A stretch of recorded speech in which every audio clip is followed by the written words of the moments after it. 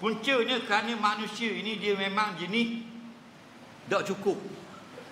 Jenis nyakit kita ni suka ke harta dan tak cukup. Siapa kata tak cukup? Nabi kata. Nabi kata ke mana? Lau kana li ibni adama wadiyani min zahabin labtara salisan. Kalau setiap manusia Allah beri dia 2 bukit emas, dia akan nak 3 baru sedap. Padahal emas lagi sekilo. Sekilo apa? Hari ni berapa harga sekilo emas? Tak ada yang beli sekilo. 400,000 kan? 400,000 sekilo. Dah kalau sutir bukit emas berapa puluh ribu juta kilo, betul tak? Nabi kata kalau setiap kita sorang-sorang setiap orang Allah beri 2 bukit emas, labtara salisan, nescaya dia nak 3 baru kemas. 2 tak cukup. Ma yang lau jaufahu ila turab, tidak kenyang melainkan masuk dalam kubur baru tak bohong. Mati baru senyang. Dah. Tu kata alhaqumut takasur hatta zurtumul maqabir.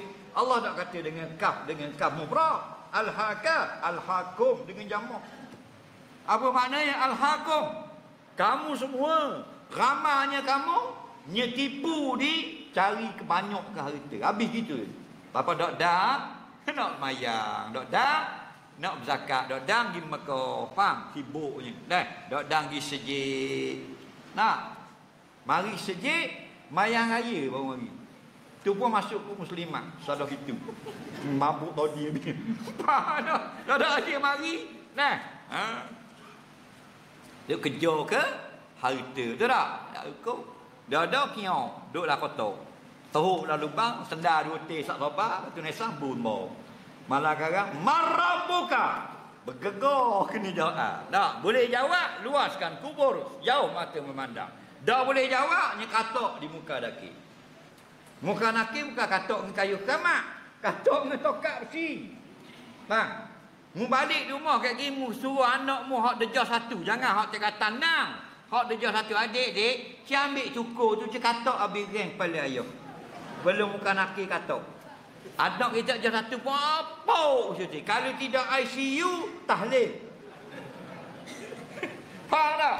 Itu baru anak je 1 bayang muka nakik. Kekuatan dia boleh robohkan bukit. Nah. Dalam kubur. Atas rumah dah okey lah tahlil. Malam 7. Nampak tak?